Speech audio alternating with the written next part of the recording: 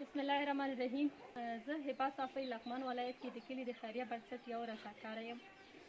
دغه پیسې چې د سویډن مالمو ښار کې ځینې هیوادوالو راټولې کړې وې تر څو د جګړې له امله بېځایه شوې کورنۍ سره پرې مرسته وکړي، چې یوه برخه یې هماغه وخت کې د کلي خیریه بنسټ ته راولېږلې او د کلي د خیریه بنسټ له لورې په کابل کې د بېځایه شویو کورنیو سره پرې مرسته وشوه.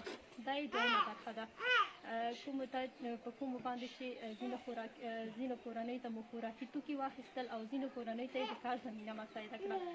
دا د لغمان ولایت کې مو هم د 12,000 افغانیو په لګښت دوه یتیمو کورنیو ته د کار زمینه مساعده کړه، چې یو یې دغه یتیم ماشوم دی. وړاندې شه، زه ورته وړاندې شه.